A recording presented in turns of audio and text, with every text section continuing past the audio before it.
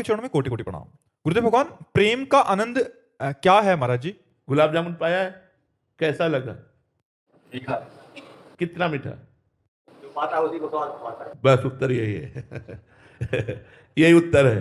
प्रेम का आनंद कैसा? जो पाता है वही जानता है। अनिर्वचनीयम प्रेम स्वरूपम, ये तुम्ही से उत्तर दिलाना चाहते थे। एक प्राकृतिक वस्तु रसगुल्ला का आनंद नहीं बता सकते तुम। बोले मीठा, बोले कैसा मीठा? बोले पाके देख लो। ऐसे ही प्रेम का आनंद क्या है? अनिर्वचनीयम प्रेम स्वरूपम। इसको वाणी से नहीं कहा जा सकता, चूंकि हृदय का विषय सूक्ष्मतरम, बड़ा सूक्ष्म है। अनुभव स्वरूपम, ये केवल अनुभव में आता है। प्रतिक्षण वर्धमानम, ये प्रतिक्षण वर्धमान है। ये विनिवृत्त कामा, ये समस्त कामना, कामना रहितम, ये कामनाओं को शांत कर देता है। तो जो कामनाओं में फंसे वो प्रेम सुख को क्या जाने? इसलिए भगवत आराधक ही जानता है हृदय का विषय। इसे वाणी से नहीं कहा जा सकता। जब एक प्राकृतिक वस्तु के आनंद का वाणी से वर्णन नहीं किया जा सकता, तो चिदानंद प्रेम का कैसे वर्णन किया जा सकता है? समझ रहे बच्चा? उसकी प्राप्ति का सूत्र। हाँ, प्रेम का यही बताने के लिए तो संत जन अपना जीवन धारण किए हुए हैं। प्रेम मूल यह नाम है, प्रेमी रसिक जपत यह नाम, प्रेम मगन निज बन विश्राम श्री हरिवंश जहाँ है। जो निरंतर नाम जप करता है, गंदे आचरणों का त्याग करता है, भगवत शास्त्रों का स्वाध्याय करता है, भगवत प्रेमी संतों के चरित्र पढ़ता है, भगवत प्रेमी संतों का संग करता है, उसके हृदय में प्रेम का स्फुरण हो जाता है। दूसरे शब्दों में, शांतिरव्यर्थ कालत्वम विरक्तिर्मान शून्यता, आशा बंदा समुत्कंठा नाम गाने सदा रुचि, आसक्ति तद गुणाख्याने प्रीति तदवस्ति स्थले। अगर ये लक्षण है तो प्रेम का प्रादुर्भाव हो जाएगा। शांतिर, तुम्हें कोई सताए तुम शांत रहो, विचलित मत हो, उद्वेग को प्राप्त मत हो, क्रोधित मत हो। प्रतिक्रिया नहीं आनी चाहिए आपके हृदय में। प्रेम प्राप्ति करना है तो सबसे पहला सूत्र लिखा, शांति। जो आपका बुरा करे उसका भी आप भला करो। आपके अंदर उद्वेग नहीं आना चाहिए, क्रोध नहीं आना चाहिए, प्रतिक्रिया नहीं होनी चाहिए, उसकी क्रिया की प्रतिक्रिया नहीं होनी चाहिए। शांति।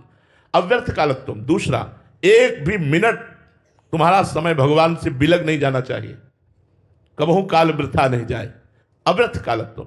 अब अपने समय को देखिए, एक भी मिनट भगवान के चिंतन से हमारा चित्त अलग ना जाए। हम अपनी दिनचर्या ऐसी बनावें, ऐसे कार्य बनावें जिनमें हम भगवान का चिंतन करते हुए अपने कर्म को करें, चाहे वो व्यापार हो, नौकरी हो, किसानी हो, कोई भी कार्य हो।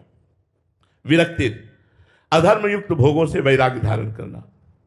समस्त भोगों से वैराग्य धारण करना ये निवृत्ति मार्ग है, लेकिन अधर्म युक्त भोगों का त्याग कर धर्म युक्त भोगों को भोगते हुए भगवान के मार्ग में चलना ये गृहस्थ मार्ग है।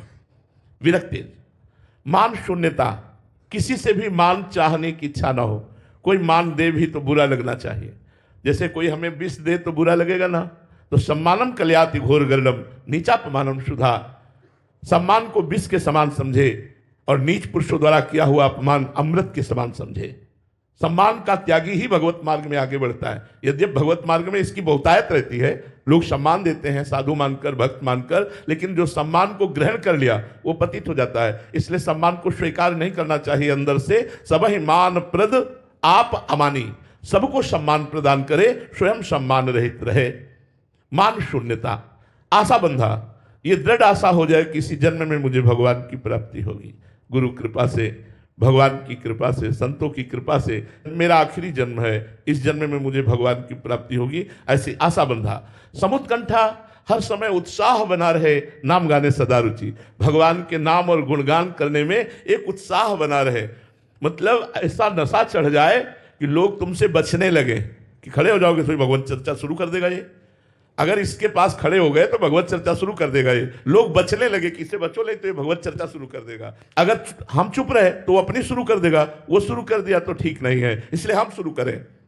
बोधयंता परस्परम कथयंति च माम नित्यम तुष्यंति च रमंति च, भगवान कह रहे। तो समुत्कंठा नाम गाने सदा रुचि, उत्कंठा पूर्वक भगवान की चर्चा करना, भगवान का नाम गुणगान करना। आसक्ति तद गुणाख्याने, भगवान की चर्चा सुनने और कहने में आसक्ति होनी चाहिए। जैसे कामी पुरुष को कामिनी की चर्चा होते एकदम पूरी श्रवणेंद्रिय उसी में लगा देगा। मोबाइल से गंदी बात देखनी, पूरी नेत्रेंद्रिय उसी में लगा देगा। कामी ही नारी प्यारी जी में लोभी जी में प्रिय दाम, तिम रघुनाथ निरंतर प्रिय लागो मोहि राम। ऐसे हम भगवान के चरित्र, भगवान की लीला कथा सुनने और गाने में आसक्त होना चाहिए, एकदम चित्त लगा। एकटक प्रवक्ता की मुख की तरफ देख रहे हैं, एक एक शब्द का पान कर रहे हैं। आसक्ति स्तद गुणाख्याने, भगवान की चर्चा करना और भगवान की चर्चा सुना।